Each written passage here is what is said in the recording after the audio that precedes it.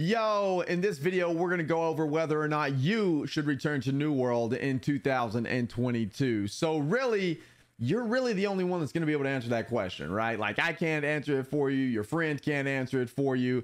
You're really the only one that can determine whether or not it's worth your time to invest in this MMO. But what we're going to go over in this video is what has changed since launch, and we'll try to help you draw that conclusion. At the end of the video, I will give you my opinion as to whether or not I think it's worth investing some time into. So I have roughly 3,000 hours in the game, maybe a little bit more at this point. I stream the game every Tuesday through Friday at 8 a.m. CST over twitch.tv/BDLG, and I have since launch. We'll continue to do so. So I have a lot of hours. I have a lot of gameplay experience. I've seen the game go from launch till now. I've experienced a lot of ups and downs in the game. And so we're going to cover some of the things that have changed since launch, and hopefully that'll help you make a decision as to whether or not this game is worth your time. We'll cover the good, the bad, and the ugly. So let's get started here. So some of the things that have changed since launch that you may not know about is that the game has introduced a couple of new expeditions. So now there is the Tempest Heart, which kind of wraps up Isabella's storyline.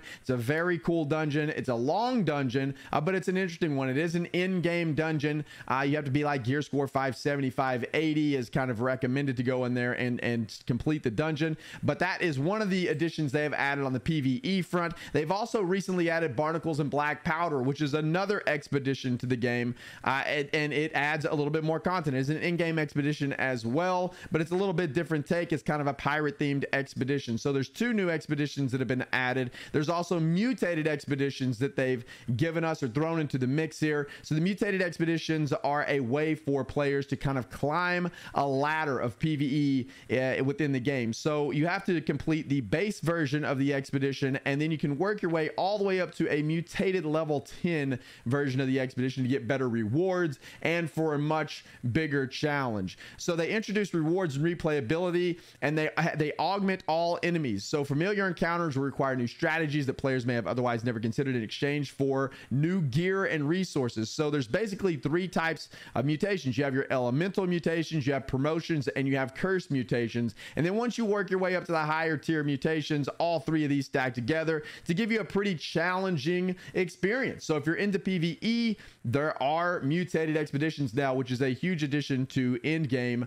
in my opinion, for the PvE players. So there's a lot of expeditions now in the game with the addition of these two mutated expeditions. Take that to a whole other level, and it's pretty nice. Also, one of the fantastic things the game has recently implemented is they removed tuning orbs from the game. If you guys remember those orbs to get into the dungeons, if you played early on in New World and you're a returning player coming back, if you remember the orbs that you had to go craft or acquire somehow to get into these expeditions, those are no longer a thing. They've taken them out completely from the game. They are no longer a thing. However, there are some restrictions on the amount of expeditions you can run in New World, but the amount you can run is pretty high, so the normal player will probably never hit those marks or those limits to the amount of expeditions you can run. But the orbs are gone. You can freely run them all throughout the week. You can freely run them as almost as much as you want.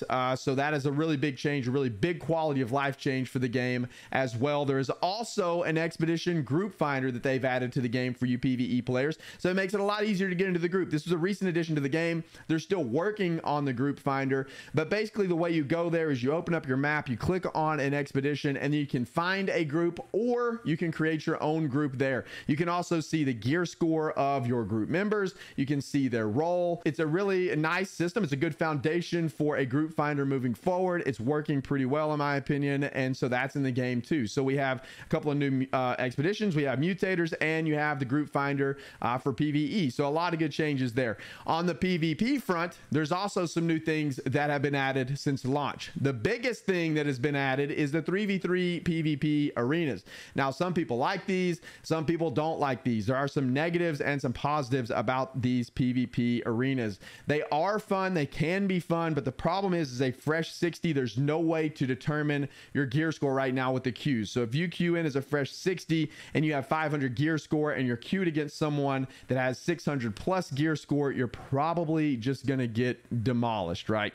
So once you reach about 600 gear score in the game is whenever you can become truly competitive. But with the influx of players right now in New World, sometimes you do get paired against people that have the same kind of gear score. But that is kind of the biggest negative with 3v3 PvP arenas right now, is that there are no different variations of queues to separate levels of players. So there's no solo queue, there is no team queue. You just queue up. You can queue up as solo, as 2 people, or as a full 3 stack. So whenever you queue up for arenas, you may get paired against a sweaty 3 stack whenever you're solo queuing, and that can be a little bit frustrating and a little bit off-putting for sure. But PvP arenas are in the game. It's a way to small scale PvP if you're into that. And if you queue up a bunch, you're going to get some good matches, you're going to get some bad matches. That's just kind of the way it goes at the moment, because there is no fantastic queue system. But they are in the game, and I think that we'll see some different iterations of them in the future with new queues, etc. I do think that'll eventually happen. And you can queue up for arenas whenever you're level 20. So starting at level 20, if you're a new player, you can begin to queue up for arenas then, and you're kind of slotted with levels of 10, right? So if you queue up at level 20, the maximum opponent you'll have is a level 30 opponent. If you queue up at level 30, it's from 20 to 40, and if you queue up at level 40, you get the picture. It's a 10 level variation there. And then you can also queue up for them, you know, all the way from level 20 all the way up. Along with the 3v3 PvP arenas, they also implemented a PvP reward track, which is pretty cool for you PvP players out there, myself included. I like grinding the reward track. I enjoy PvP very much, and so this was a pretty nice addition to the game. So as you do any type of PvP in the game, you are rewarded with PvP experience and with a new currency called Azoth Salt. So there's like different checkpoints within your PvP track. There are 200 tracks total. Each track has 3 different checkpoints. So once you hit a checkpoint or complete a checkpoint, you're then rewarded with 3 random prizes you can choose from. You spend your Azoth Salt that you've accumulated doing PvP activities. You spend your Azoth Salt to buy one of those rewards. So you can also get gear from this stuff. So that is kind of a new thing they added for PvP. It's really, really nice. You get PvP reward experience, PvP track experience whenever you do any PvP activity, whether that's flagged up in the open world, killing other opponents, whether that's Outpost Rush, Wars, 3v3 PvP arenas, any PvP activity, you get experience towards your PvP reward tracks. That's another nice addition for PvP players. So you have 3v3 arenas, you have all the expeditions. So that in and of itself is a lot of content already added to the game. You also have a couple of new weapons that have come into the game. We have the Void Gauntlet that was introduced. It has an annihilation side of the tree and a decay side of the tree.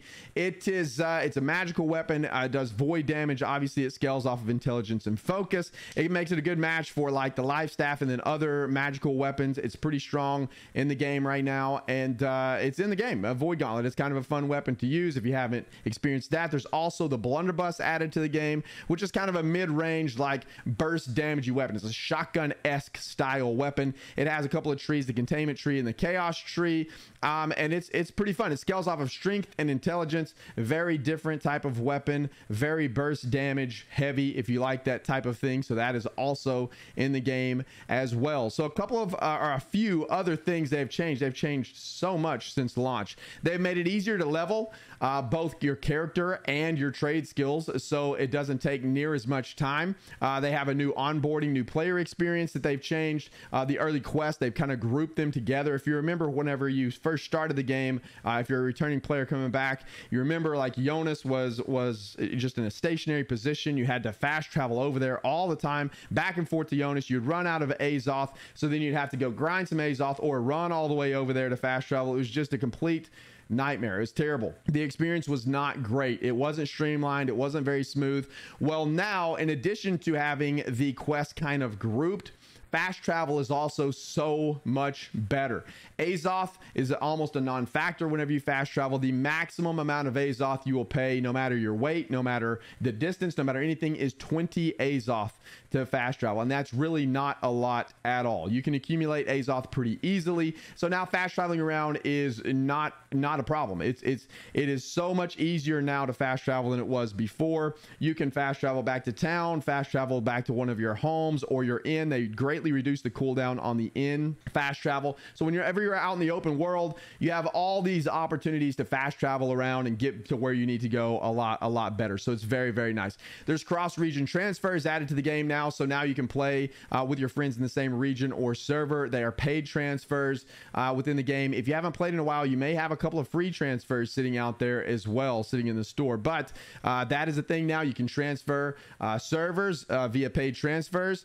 There's new housing quests in the game. A lot of new quests they've added to the game, and we'll talk about Brimstone here in just a second and what's coming in like October, because they're adding a lot of new quests and a new player experience to the game there too. We'll get to that in just a moment. There are some new enemies. There's the Varangian Knights that have been added. A lot of those are kind of lower level mobs though, but there's new enemy types throughout Eternum, so there's a larger variation. That was one of the biggest complaints I seen from a lot of players at launch, is that there's just not enough variations in enemies. They have been working on that. Still not a ton out there, but there's so much more than there was at launch. So whenever you're running around, you're going to fight a whole lot of different types of enemies and different kind of enemy models out there. So that's pretty nice. There's new open world activities that they've added to the game. They've added Raffle Bones, the loot goblin, who's just this random spawn. He runs around. You can kill this guy and get some additional loot, which is pretty nice. There's new roadside encounters that you can come upon. So there's just these little open world things that make the game feel more alive as you're leveling, and then even after, like hunting down Raffle Bones is even good whenever you're level 60 and beyond. So Raffle Bones is nice, and then all of the little things they've added along the way as you're leveling are pretty nice too. There's some kind of just random encounters you can have. The new expertise system is a huge thing they've added to the game. If you guys remember playing, a lot of people played the game, made it to end game, and then quit the game because they realized there wasn't a lot of end game in New World, right? Which is valid, because back then at the launch of the game, once you reached level 60, you had to grind up your watermark. The only way to get your watermark up, which is essentially your eye level or your gear scores, what watermark is for those of you that may not know, you had to go grind chests. You had to just go on chest run after chest run after chest run after chest run, and you would get random watermark bumps to your character. And it was a hidden stat that nobody knew what it was. You had to keep up with it externally, and it was just not a great system. And that was basically the end game. It was that, and then you could get into wars, and that was it. There wasn't Mutated Expeditions back then. There wasn't all of these other things you could do at end game. That was in game. Well, now that is gone. The watermark system is completely gone. They have changed it into the expertise system. You now can see what your expertise is within your paper doll, within your inventory screen. You can see what your expertise is, which is very nice. You also have a lot of ways to get your expertise up versus just going and doing the watermark chest grind. There is these new items called Gypsum in the game. You can go get Gypsum by doing various activities. You can use that Gypsum to then increase your expertise for a specific piece of armor or weapon, and you can do this every day, and you can get a couple of Gypsum for each different type of item. So for example, if you're trying to increase your expertise on your chest piece, for example, your chest armor, you can get 2 Gypsum casts to bump that up twice a day. So you can get almost like a bump of 20 per day almost just from Gypsum. And the way you get 2 is you do your Gypsum a day, and then you can get an additional Gypsum by a new system they added to the game called the Perfect Salvage System. So now whenever you salvage items in the game, it's also worth, because you get these things called scraps and fragments that can be used for a plethora of new activities within the game, including an additional Gypsum cast a day if you have some fragments on hand. So those are some fantastic changes to end game. There's so many more ways to progress your character, and you can actually see your expertise going up, which is fantastic. The progression feels a lot better at end game than it did before, like 1,000 times better. And the amount of ways you can progress your character are incredible. And I think we'll probably post a what to do once you get to level 60 video at some point soon.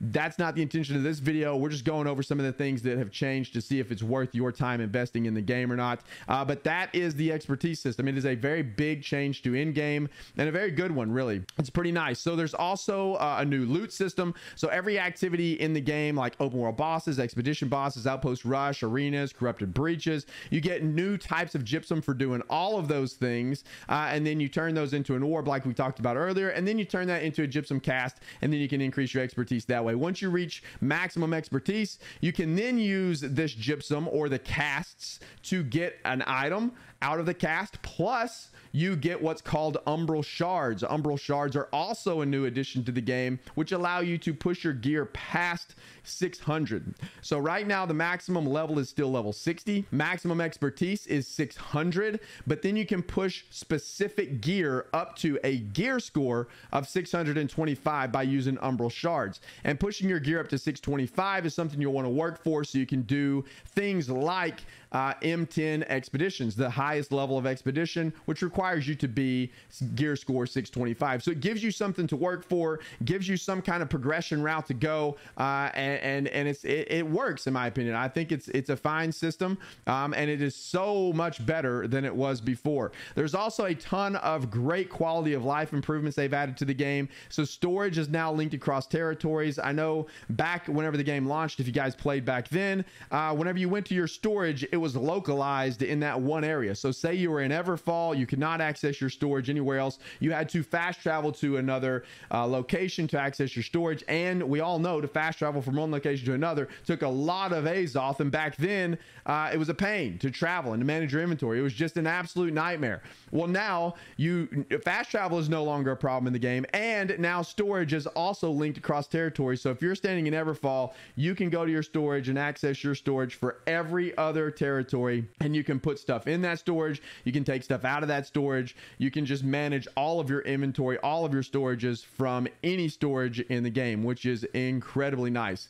Also, housing taxes have been reduced. On stream, I've had a lot of people come in and ask about that. There were several people who were just tilted because their housing taxes were so outrageous. It was hard to keep up with it. That is no longer a problem either. Housing taxes are so minuscule now, you won't even hardly notice them. And for players returning, they do not accumulate over time, right? So if you are coming back to the game and you haven't paid your housing tax since way back in last September, since you played the game last, or last October since you played the game last, you don't have to worry about it. Your taxes on your home are not accumulated. It is a one-time fee, whatever that fee is for the week, and that's it, no matter how long you've played. And it'll probably be less than 100 gold per house. So it's very, very minuscule now. And then, of course, fast travel, we've talked about that. It's so much easier to go around the world now. You can queue for outpost, rush, and arenas from anywhere. This is a huge change, one that I was harping on for a very long time, and they finally added it to the game. It's so nice. You can be out gathering. You can be out doing whatever in the open world. You press escape on your menu. You go to game modes, and you can queue up for outpost, rush, or arenas from anywhere on the map, which is incredible. You can also do this with the expedition group finder, only you have to press M to access your map, go to the dungeon you want to access, and then you can find your group from there. That's currently how it works. But for outpost, rush, and arenas, you simply press escape, go to game modes, and you queue up right there from the open world. Very, very nice. So no longer do you have to go back to a town, go to the faction representative to queue up for outpost rush. You can just do it straight from the map from anywhere in the game, which is incredible. Players now have like unlimited tier 1 ammo, which is a huge thing. If you're a bow user, blunderbuss user, a musket user, whatever, you have unlimited tier 1 ammo. There's still different types of tiers of ammo in the game, but if you have crafted ammo, that crafted ammo just does additional damage output. So you can still use your weapon if you don't have any ammo, which is pretty incredible as well. That I think is a fantastic change to the game too. You can use your weapon without any ammo at all. Very, very nice. Also, only have to have one player in a group needing an expedition door to open it, or one player to kind of initiate it. Used to you had to have 3 over there. That's no longer a problem. It's very simple to go get into an expedition now. You can even do that from the map. Very, very easy. The respec has gone down. The cost to respec your character has gone down significantly. So it's a lot easier to respec your character on the fly, to respec your abilities, or to respec your attributes. The cost of that has gone down significantly, so very easy to do that now. There are now global cooldowns for skills and for chest runs. So if you remember before, if you ran a chest run, say at like 6 o'clock p.m. and you were running elite chest runs, well, those chests have a 24-hour cooldown before you can loot them again. Well, you had to time it because it was 24 hours from the time you looted it before you could loot it again. That's no longer an issue. It now resets at a specific time. I believe it's 5 o'clock a.m. server time, I think, but it is a specific time for each server time.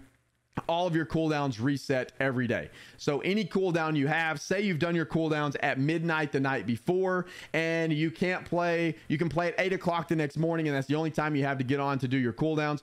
Well, you can get on and do your cooldowns now. You don't have to reset them like you used to or wait an additional day to get your cooldown reset. It resets every day at the same time, which is an incredible change. I know that that one was a big one for me. They've also addressed cheaters and bots to a degree. There hasn't been near as many cheaters in the game. There are still some problems. There are still some exploits that pop into the game every now and then, but they are not huge like they were before. Knock on wood, we have not seen a duping bug come into the game for a long time. I know that was a problem for players back in the day too, caused a lot of players to quit because duping just kept happening and then the trading post would get shut down, etc. Those things seem to have been cleaned up now. They have put in a lot of work to get rid of exploits and cheaters and bots. Now they are still an issue to a degree. Bots are still in the game, but it is much less now than it was on launch or soon after launch. All of those things are pretty minuscule now compared to what they were before. I think that's just an ongoing battle for any MMO over time,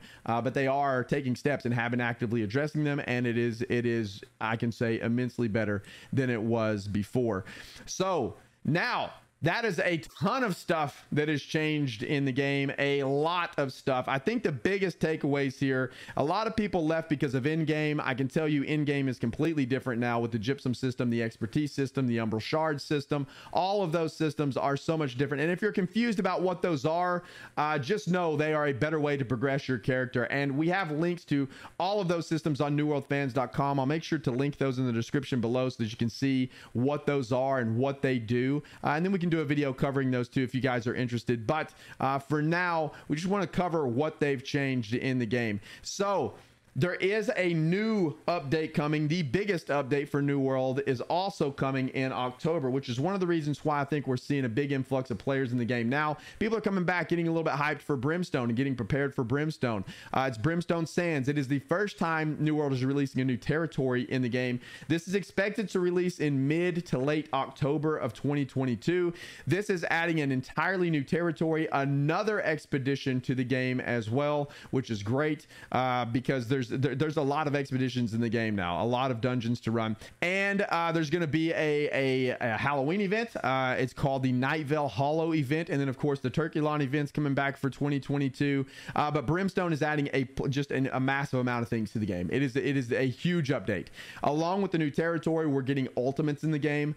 They're called Heart Gem Ruins. We have a video on that as well. You can check that out. I'll make sure to link that down below. We also have a full guide on that on newworldfans.com. We'll link that down below as well. But they're Heart Gem Ruins. There are new ultimates coming into the game, our ultimate abilities essentially in New World. Obviously the Great Sword is coming in, the entire new territory is coming in. There's going to be a lot of new crafting items that are coming into the game. There's new stat food coming into the game. It is changing the game in a big way. So Brimstones is coming in. There's also one of the huge features is the new player experience for Brimstone, and I also did a video on that a while back giving my thoughts about the new player experience. We played it extensively on the PTR and it is very good. So all of the things we talked about earlier about how the quests have changed and about how they have streamlined the quest, they have gone even further than that with Brimstone Sands, and the new player experience is actually really well done on the PTR.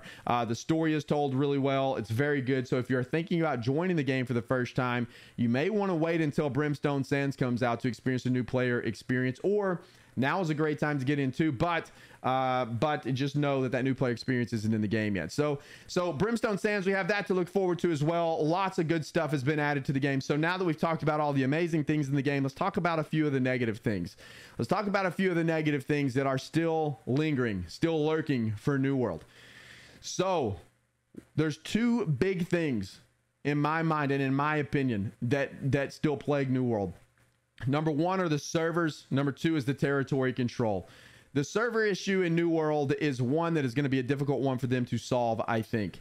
Right now in the game with the influx of players, we are experiencing kind of some high queues, some long queue times, which is not ideal.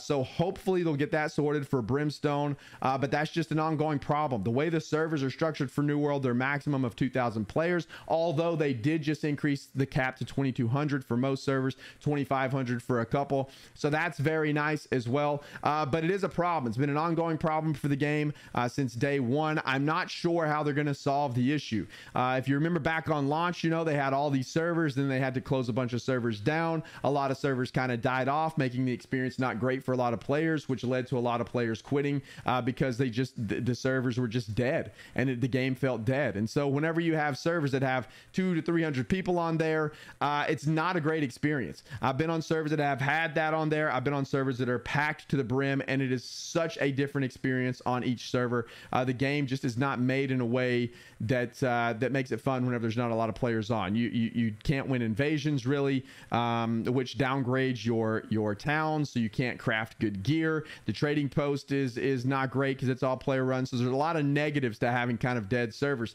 So hopefully they'll get the server situation sorted out. I think that's a long-term issue for the game, and hopefully they'll get it sorted out. So just know if you come back to the game now, there could be queues, but the silver lining is they have taken steps to address it, and I think they will continue to evolve with the servers and take steps to address them. They know they're an issue. I'm sure they get tired of struggling with them as well, and so they are taking steps to resolve that, and it is getting better over time. But just know that is still kind of a lingering issue for New World for sure. The other thing that is a lingering issue that is a pretty big negative in my mind right now is the territory control system and the way that whole system works.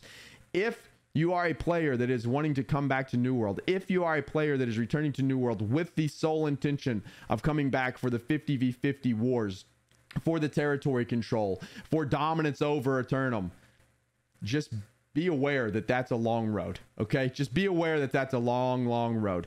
Unless you are somebody that has a lot of time to dedicate to the game, it's unlikely that you're going to get into a war. Wars right now are gate kept by the players of the game. So if you are not well known in the game, if you are not somebody that is just a really good PvPer, even if you are a really good PvPer, if you don't know the right people, you're still not going to get into a war.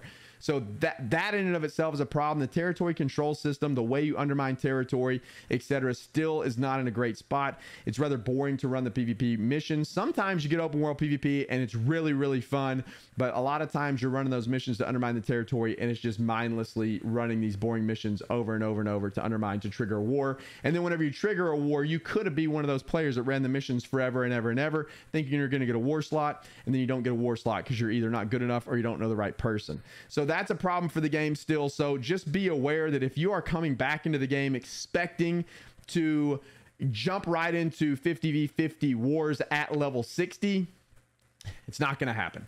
If you are a fresh level 60, you're not getting into any war. You're not going to get slotted on any war roster. You are going to have to get to level 60. You're then going to have to progress your expertise to 600. Then you're going to have to get a gear score set of 625 before anybody will even consider putting you on a roster. And then at that point, you're going to have to get to know somebody to boot somebody off the roster or to be a replacement for someone at some point down the road. It is just a long road. And the game is not what gate keeps you out of the content. The players of the game is what gate keeps you out of the content. So it does feel a bit like a popularity contest at times, and it's just not a great system. However, they are addressing that as well. They recently came out and said that they know it's a problem. They're addressing it. They're implementing things like war fatigue. They're implementing some restrictions on the amount of people that can join outside of your company to be in a war. So there's things coming in place that should make that entire system better and feel better overall over time. But just know right now that's not the case. I think some of these things will come in with Brimstone, some of the short-term fixes, but I think that's what they're going to be, is basically short-term band-aid fixes until they can really figure out what to do with the territory control system. So just know that if you are a player that's coming in specifically for that reason, it may not be time for you to return yet. However, they are working on that system, and I think over time it will be great. And in the meantime, there is a lot of other stuff to enjoy in New World. And if you don't care about that system at all, or if you're not interested in getting into wars, or if you're not a PvPer, if that's not a problem for you, then hey man, then you're fine. Like that, you know, that's just a section of the game. You don't even have to participate in it if you don't want to. It's just kind of a disclaimer that if you're coming back to the game for that reason, just be prepared. It's a very long road to get slotted on a war roster. So that about does it for all of the changes, or a lot of the big changes in the game. There has been a lot of different things coming to New World since launch that have made the game immensely better. So now it's time for me to give my opinion on whether or not I think New World is worth it in 2022. So my opinion is yes. I think New World is 100% worth it in 2022. I've been through a lot of the ups and downs of the game, and it has progressed immensely since launch. It is now a much different experience since it was since launch, and it is really fun. There's a lot to do in the game. There are still flaws in the game. There are still flaws at end game, just like we talked about territory control. There's some other things I think that need to be addressed with end game and some other aspects of the game. But right now, I think the game is in a really good spot. And if I were looking for a new MMO to play, I would definitely give New World a shot. It is a fun game, and if you are looking for a new MMO to play, I would highly recommend it to you. If some of those things that were pain points for you back in the day have been resolved, come back and give it a shot, man. I think you'll be surprised. I think you'll be pleasantly surprised. It is a lot of fun. So to sum it all up, yes, I think New World is worth playing in 2022, and Brimstone is coming out in October, which I think is going to make it even more worth for new players and returning players and veteran players all alike, because there's something in this update literally for everyone. So that's kind of this, that's kind of it. That's kind of the summary. I think it's worth jumping back into, and that's it. If you guys enjoyed this video or found some use in this video, please make sure to like and subscribe, and leave me some comments down below. Are you thinking about coming back? Are you going to come back? Is there something that I didn't cover, something that you're curious about has changed in the game? If so, leave it down below and I'll make sure I answer it in the comments, or just come hang out with me on Twitch every Tuesday through Friday, 8 a.m. CST. We're there every Tuesday through Friday. We talk a lot about New World, play a lot of New World, just hang out and talk about life in general. So that's going to do it for this video. I hope you guys enjoyed it. We'll see you in the next one.